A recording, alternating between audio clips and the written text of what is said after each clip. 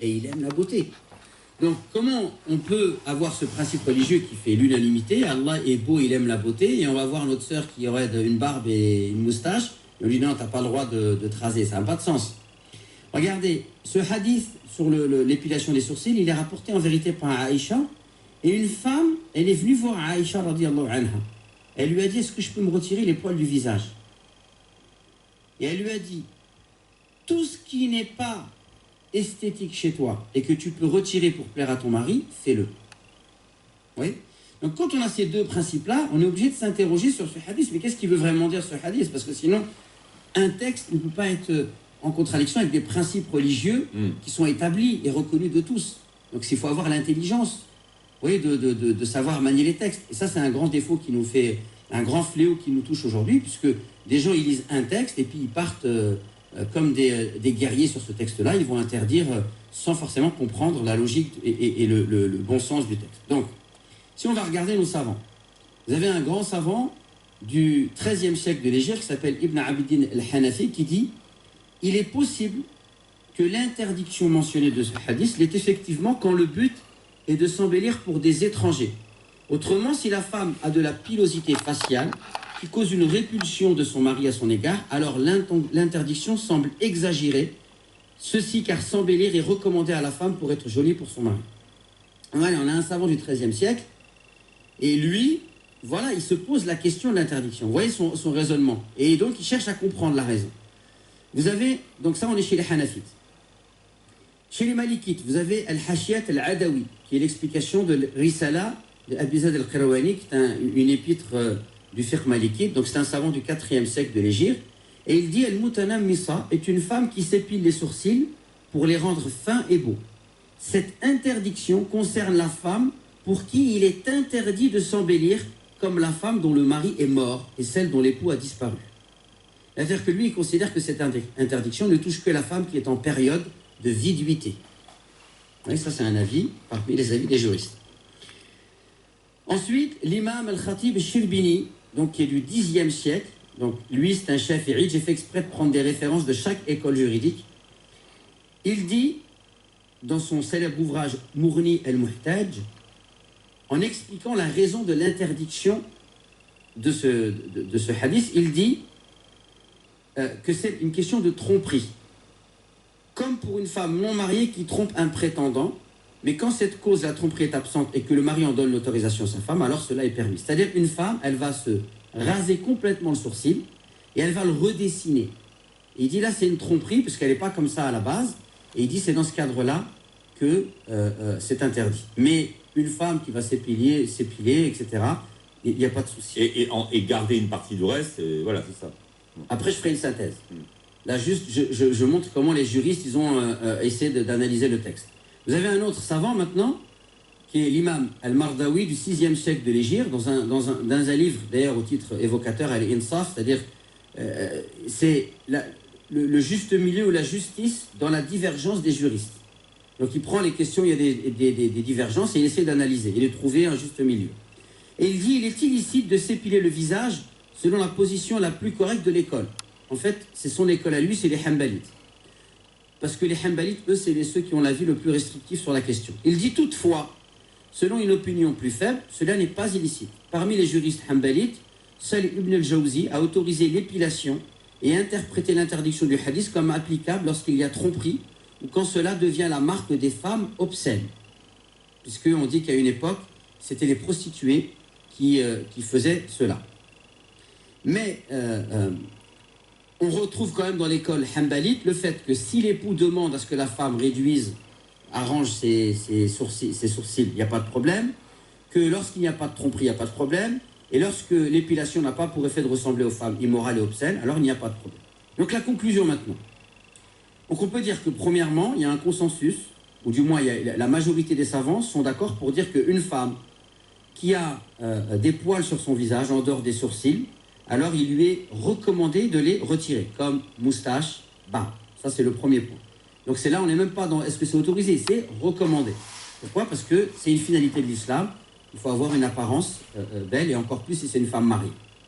Ensuite, deuxième chose, quant aux sourcils, s'il y a un défaut, par exemple la femme qui a un sourcil les deux sourcils n'ont pas d'interruption. Ou alors qu'ils sont anormalement gros. Donc, s'il y a un défaut, du fait que du coup, ils sont plus du tout esthétiques. Ils sont épais, hirsutes, trop longs, couvrent les yeux, ils se rejoignent au milieu, alors il est permis de retirer l'excès de poils et de les tailler, d'accord, pour leur donner une taille normale. Et ça, c'est permis à la fois pour la femme mariée comme pour la femme non mariée. Il me reste encore du temps ou pas, non? Ah oui. Oui, donc on est bon, alors. C'est super. D'ailleurs, il y a un autre hadith qui vient appuyer cela, qui est rapporté par l'imam Ahmed, dans lequel il est dit, c'est un compagnon qui dit « J'ai entendu le messager d'Allah interdire de retirer les poils du visage et des sourcils, sauf s'il y a un défaut. » D'accord? الحمد لله رب العالمين وصلى الله على نبينا محمد وعلى آله وصحبه وسلم أما بعد لقد استمعتم لما قاله هذا منير إسماعيل على كل حال له سمعيات عديدة ومن خلال هذه السمعيات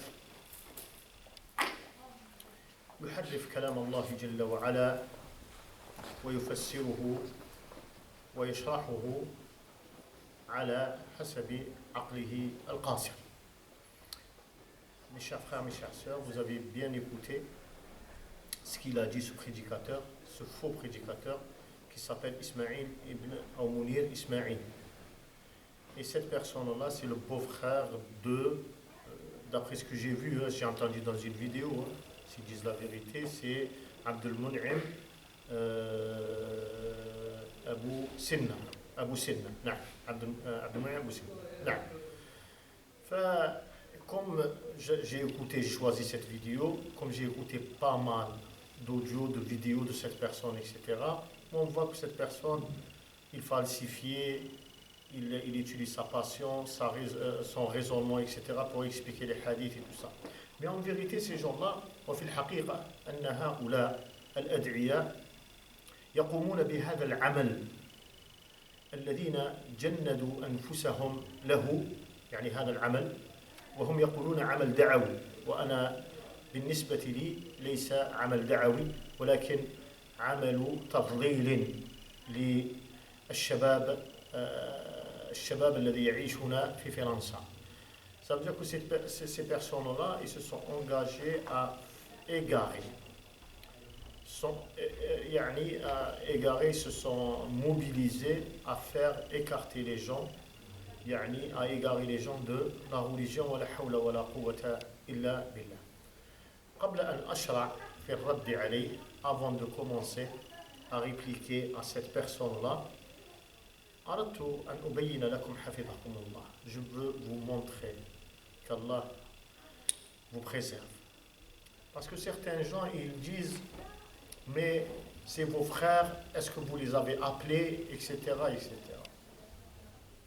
Est-ce que vous croyez que des personnes qui ont des centaines de vidéos, et dans ces centaines de vidéos, subhanallah al-azim, il n'y a que l'égarement à l'intérieur.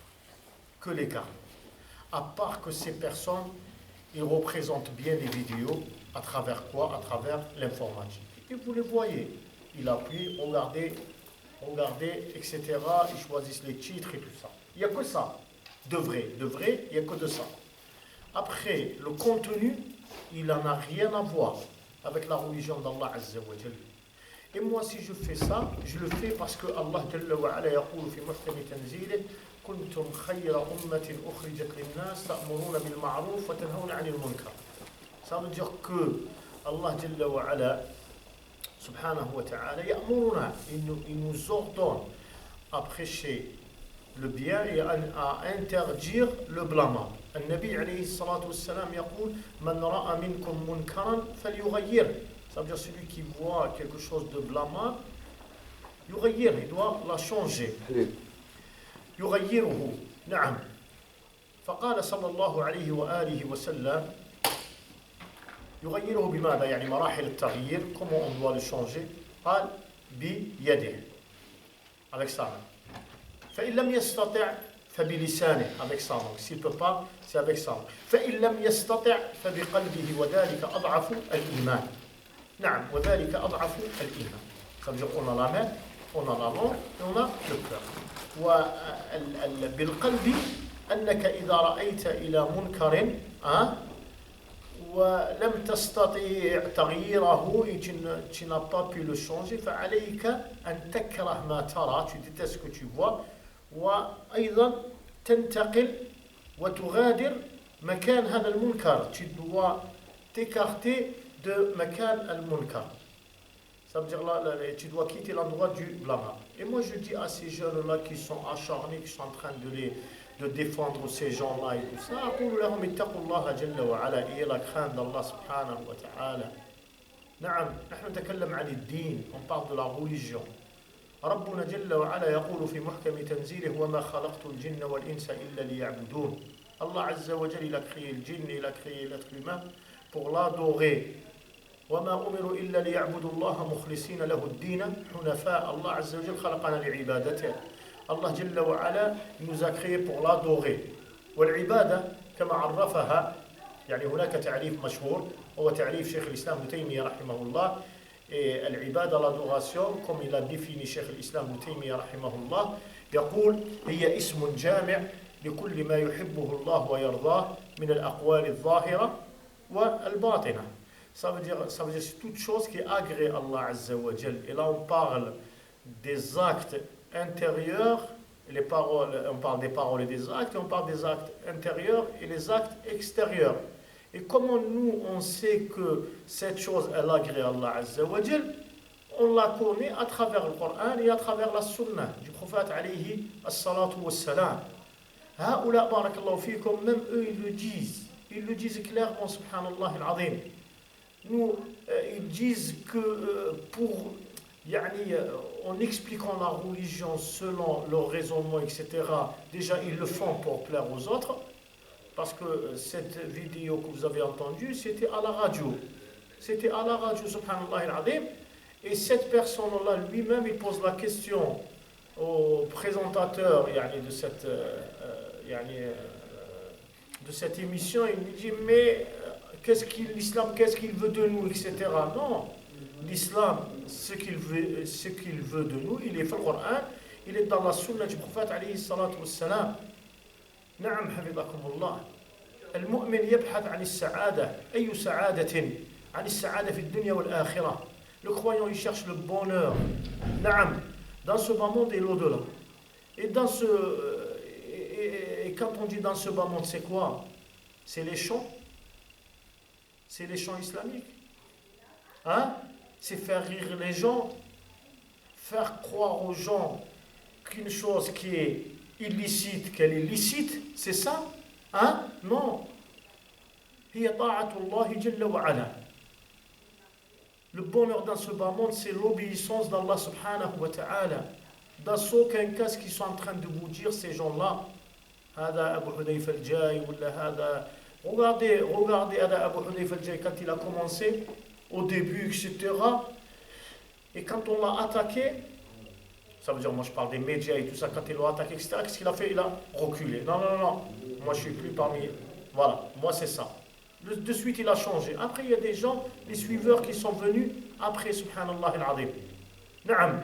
Après ils ont fait un clan, et ce clan-là, ils ont dit aux gens que vous devriez regarder la religion selon notre vision à nous, par la vision du Coran et par la vision de la sunna du prophète alayhi as-salat was-salam. Naam, il y a certains gens, ils viennent et vous disent, mais vous êtes en train, vous les prêcheurs, vous frappez entre vous. Naam, vous vous divisez. Mais ce n'est pas des prêcheurs, c'est ça le problème. C'est que ces gens-là, c'est des faux prêcheurs. Ce n'est pas des prêcheurs, subhanallah al-azim. Rappelez-vous du hadith du prophète alayhi salat was-salam, qu'est-ce qu'il dit? Bada'a هذا الإسلام غريب وسيعود غريبا كما بدأ. Ça veut dire la religion quand elle est venue, elle était étrangère. Et lisez la biographie du prophète alayhi salatu wassalam. Naam, quand le prophète alayhi salatu wassalam est venu avec cette vérité, est-ce qu'on l'a bien accueilli? Billahi alaykum.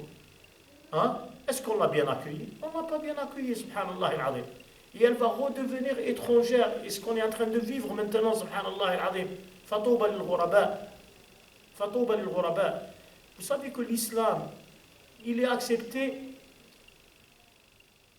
quand on parle des non-musulmans, etc., ils ne l'acceptent pas, ils ne le veulent pas, et vous le savez, subhanallah al-azim, et vous le voyez clairement. Naam, même eux, ils disent, par exemple, ici, ils disent qu'on veut un islam, pas en France, mais de France. Ça veut dire aux imams, les imams, ils doivent, il fallait créer des prêcheurs, etc., hein, qui ramènent cet islam de France. Et c'est ça ce qui est en train de se passer. Subhanallah al-azim. Que nous, normalement, avec notre religion, on vit où on veut. Avec, subhanallah al-azim. On a nos frères en Amérique, on a nos frères en Allemagne, on a nos frères en Angleterre, en Australie, etc. Ils vivent pleinement leur religion, sans falsifier, sans utiliser leur raisonnement et tout ça, subhanallah al-azim. هذا هو الدين الذي نريده. C'est ça la religion qu'on veut, barakallahu fikum. هذا هو الدين الذي نريده. C'est ça la religion qu'on veut. Mais on ne veut pas que des gens ils viennent ils prennent le Coran, ils prennent la sunna du prophète Isa salam, après ils commencent à l'expliquer à leur raisonnement, ils nous disent non, mais c'est ça la religion. Voilà, subhanallah al-azim. اللهم اتقوا الله جل وعلا إيه la crainte d'Allah عز وجل. ربي سبحانه وتعالى في القرآن الكريم الله عز وجل في القرآن il dit ماذا يقول؟ يقول الذي خلق الموت والحياة ليبلوكم أيكم أحسن عملا. Ça veut dire Allah Azza wa Jalla a créé la vie et la mort, pourquoi? Pour nous éprouver c'est qui le plus sincère entre vous. Na'am barakallahu fikum. Mais celui qui n'est pas sincère, la première épreuve, yasqut. ماذا يفعل؟ يسقط, il tombe, subhanallah al-azim. نعم بارك الله فيكم. لكن الحمد لله بفضل الله جل وعلا نحن علينا أن نبين للناس. C'est pour ça on doit montrer aux gens. Et là, quand vous dites qu'il faut les appeler au téléphone, il faut parler, mais je n'ai pas à les appeler, subhanallah al-azim. Leurs vidéos sont propagées de partout. Ils ont été vus des milliers de fois. Je vais l'appeler, je vais lui dire quoi? ماذا أقول له? Je vais lui dire quoi? أقول له أنت خالفت الكتاب والسنة? Tu es loin du Coran et tu es loin de la sunna du prophète. Nous, on prend ce qu'ils disent et on réplique à ce qu'ils disent. On réplique à ce qu'ils disent. Malheureusement, il y a certains gens, ils ne regardent même pas, ils n'écoutent même pas, tellement qu'ils sont aveuglés par ces gens-là, tellement qu'ils sont accrochés à ces gens-là, ils n'écoutent même pas ce que nous, on est en train de dire. Moi, quand je ramène le sujet chez moi, Anna, barakallahu fik, je l'argumente avec Qala Allah wa Qala Rasulullah sallallahu alayhi wa sallam. Vous vous dites que vous êtes des musulmans. Quand on نقول أن هذا الإنسان مسلم وأن هذا الإسلام يتبع الإسلام, et que cette personne, ce musulman, il suit l'islam. والإسلام هو الاستسلام. نعم والانقياد والخضوع لأوامر الله جل وعلا. C'est de se soumettre aux ordres d'Allah subhanahu wa ta'ala. C'est ça l'islam. نعم. Et certains gens ils te disent ouais, l'islam c'est la paix. Bien sûr, on prêche les gens vers la paix, etc. ولكن الإسلام هو الاستسلام. C'est la soumission à Allah subhanahu wa ta'ala. نشوفوا cette personne-là, ce Mounir Ismaïl, le beau-frère de Abd al-Mun'im Abu Sanna, تحدث عن النمص. النمص c'est le fait نتف الشعر. C'est le fait de prendre des sourcils, etc. نعم. فالنبي صلى الله عليه وآله وسلم ذكر لنا حديث, وهذا الحديث خطير جدا. Il nous a cité un hadith, et ce hadith-là, أقول خطير جدا جدا جدا. نعم. Il nous dit le prophète عليه الصلاة والسلام لعن الله النامصات والمتنمصات. نعم النامصات والمتنمصات. فيقول الإمام القرطبي رحمه الله تعالى يقول هذه الأمور محرمة. الإمام القرطبي nous dit que ça c'est interdit parmi les choses qui sont illicites. نصت الأحاديث على لعن فاعلها. Il nous dit que les hadiths, elle nous a expliqué clairement, elle nous a informé clairement que celui qui fait ça, il est maudit. Quand on dit al-la'n huwa at-tardu min rahmatillah, ça veut dire qu'Allah Azza wa Jal يطرده, il le renvoie de sa miséricorde. نعم بارك الله فيك. إذا نقول السؤال الذي la question qu'on pose, est-ce que la femme, elle a le droit d'épiler ses sourcils ou non? C'est ça la question. Pourtant, on a un hadith, ici, barakallahu fikum, il est clair, subhanallah al-azim. Yani, la ghubara alayh. Il n'y a pas de poussière. Le hadith, il est clair et le hadith, il est authentique. Que lui, il prend, hada Ismaïl, hada Mounir Ismaïl, il prend des paroles de certains, il est parti, il a dit, ça c'est un nom de Shafi'iyya, ça c'est un nom de Maliki, etc. Ça veut dire qu'il prend des paroles, c'est des paroles qui ne sont pas prises en considération. Il les prend, il leur dit, mais regardez ce qu'ils disent, subhanallah al-azim. Hein? Ça veut dire qu'il dit, et moi quand je lis ça, là, il met en question la parole du prophète alayhi salatu wa salam, subhanallah al-azim. Il met, là, ça veut dire que le hadith qu'on a mis de côté, subhanallah al-azim. نقول له لا اتق الله جل وعلا. هذا ابن عباس رضي الله عنهما كان يقول توشك أن تنزل عليكم حجارة من السماء أقول قال رسول الله وتقولون قال أبو بكر وعمر. Il dit qu'il risque qu'il y a des pierres qui vont descendre du ciel. Je dis, il a dit le prophète Isa salam, vous dites, il a dit Abu Bakr wa Omar. Et c'est qui Abu Bakr et c'est qui Omar, barakallahu fikum. Ashabu Rasulillah sallallahu alayhi wa sallam, les compagnons du prophète alayhi salatu wa salam. Ashabu Rasulillah sallallahu alayhi wa sallam, المبشرين بالجنة. المبشرين بماذا؟ بالجنة. صاحبي رسول الله الخلفاء. C'est les califes. نعم. Que le prophète nous a ordonné de les suivre أيضا. بارك الله فيكم. عليكم بسنتي وسنة الخلفاء الراشدين المهديين من بعد عضوا عليها بالنواجذ. نعم بارك الله فيك. نحن نقول لقد ورد تحريم النمص في جملة من الأحاديث.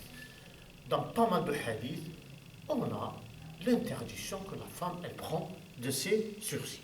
نعم بارك الله فيك.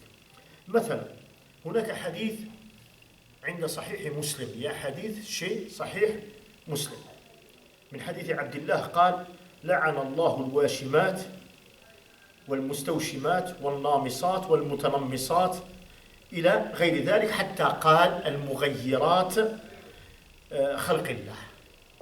Donc il y a l'interdiction, il y a la malédiction à ceux qui prennent de leurs sourcils, etc. À la fin de ce hadith, il nous dit la cause. C'est quoi la cause? Et lui, il nous a sorti des causes, et parmi les causes, il dit que les prostituées à l'époque, ils faisaient ça, elles faisaient ça. Après, il nous dit, oui, at-tadlis. C'est vrai, quand la femme, elle enlève, ou là, je ne sais pas ce qu'elle fait, etc., ça veut dire qu'il y a de la tromperie. Mais dans ce hadith, c'est clair, la cause, elle est le fait que quand on parle de tadlis, oui, la tromperie, etc. Mais la vraie raison, c'est que cette personne, elle change. Elle essaie de changer la création de qui? La création d'Allah subhanahu wa ta'ala. Na'am barakallahu fikum. فالله جل وعلا ماذا يقول في محكم تنزيله؟ qu'est-ce qu'il nous dit Allah azza wa jalla? يقول وما أتاكم الرسول فخذوه وما نهاكم عنه فانتهوا. نعم. وأيضا ابن عباس رضي الله عنهما نعم لما يعني خرجه الإمام أبو داود رحمه الله تعالى يقول لعنت الواصلة والمستوصلة والنامصة والمتنمصة والواشمة والمستوشمة نعم من غير داء. Et là il nous parle que Ibn Abbas radiyallahu anhuma وهو عالم من علماء الصحابة, c'est un compagnon parmi les plus grands compagnons du prophète alayhi salatu wassalam. Il nous cite la malédiction sur celle qui prend de ses sourcils. Moi je ne veux pas expliquer tout le hadith, barakallahu fikum. Na'am. Wal-la'nu 'azim. Et la malédiction, c'est pas quelque chose de facile. On ne le prend pas à la légère. Pas à la radio pour plaire aux autres qu'on dit que la femme, oui, elle peut enlever, elle peut, etc. pour qu'elle se fait belle à son mari. Mais la femme, pour se faire belle à son mari, elle n'est pas obligée d'enlever de ses sourcils. Subhanallah al-azim, il y a d'autres méthodes pour se faire belle à son mari en restant toujours obéissante envers Allah Azza wa Jal et envers qui? Et envers son messager. نعم. الشيخ بن باز رحمه الله العلامة ابن باز le savant ابن باز عندما سئل عن حكم تخفيف الشعر الزائد من الحاجبين. On lui a dit c'est quoi le jugement, le fait que la femme elle enlève de ses sourcils. نعم يقول لا يجوز أخذ نعم شعر الحاجبين ولا التخفيف منهما. On n'a pas le droit de les toucher بارك الله فيك. ثم بعد ذلك يذكر الحديث. انظروا إلى علمائنا الراغب الصامم بارك الله فيك. علماء جزاكم الله خير كلامهم كله قال الله وقال رسوله صلى الله عليه وسلم. Tout ce qu'ils disent, il a dit Allah, il a dit qui? Son messager. ونحن على نسير على منهجهم. Et nous on suit le chemin de nos savants. لأن ربنا جل وعلا يقول فاسألوا أهل الذكر إن كنتم لا تعلمون. نسير. قال بالمنع, il a dit que c'est illicite, mais en se basant, en argumentant avec quoi? Avec un hadith du prophète alayhi الصلاة والسلام لعن الله النامص والمتنمص. ثم يقول بين أهل العلم et les gens de science etc. أن أخذ شعر الحاجبين من النمص. Il dit que nos savants ils ont dit le fait que la femme elle prend de ses sourcils c'est النمص. Cheikh Ibn Uthaymin رحمه الله نعم Cheikh Ibn Uthaymin vous le connaissez أيضا سئل بارك الله فيك ما حكم إزالة أو تقصير شعر الحاجبين. C'est quoi le jugement que la femme elle prend etc.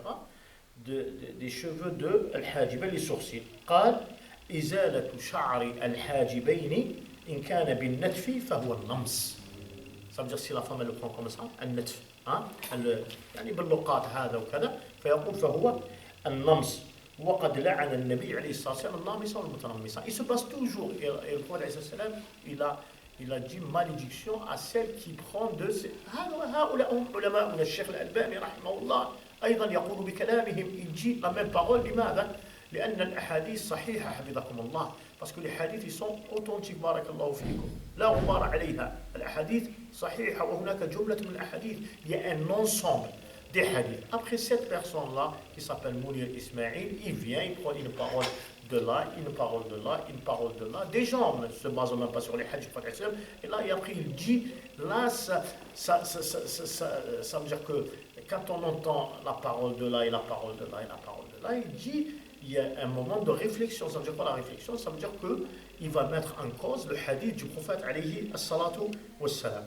Que cette personne-là, subhanallah al-azim, هذا محارب لسنة النبي عليه الصلاة والسلام. Cette personne-là, محارب, c'est quelqu'un qui a déclaré la guerre contre la sunna du prophète عليه الصلاة والسلام. Et comme vous le saviez, il y a une personne qui l'a appelé au téléphone, c'est dans une vidéo, une de ses vidéos. Il lui dit, moi je suis un converti, etc. Mais j'ai des conflits avec mes parents et tout ça. Et je pense qu'il était en visio avec lui. فقال له, tout d'abord, tu dois tailler ta barbe. Subhanallah. أول حاجة بارك الله فيك. La première des choses, enlève la sunna du prophète عليه الصلاة والسلام. نعم. Et subhanallah. مع العلم أن حلق اللحية حرام. Le fait de raser la barbe, c'est péché. S'il ne le sait pas, nous on lui dit. Et on a des hadiths qui sont authentiques sur ça, subhanallah العظيم. هذا الأمر خطير حفظكم الله. La chose elle est grave, subhanallah العظيم. La première des choses, c'est d'enlever. Et subhanallah العظيم. Une fois, il était dans un mariage avec Abu عبد المنعم هذا Abu Sanna.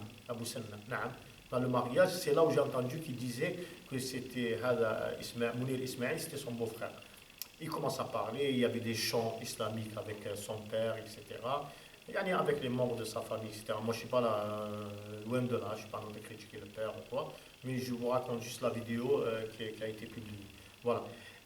Il y a le beau-frère, Mounir Ismail, il prend la parole. Quand il prend la parole, vous savez, la première des choses, qu'est-ce qu'il a fait? Il a commencé à dire, vous savez, une fois, il y avait un mariage, etc.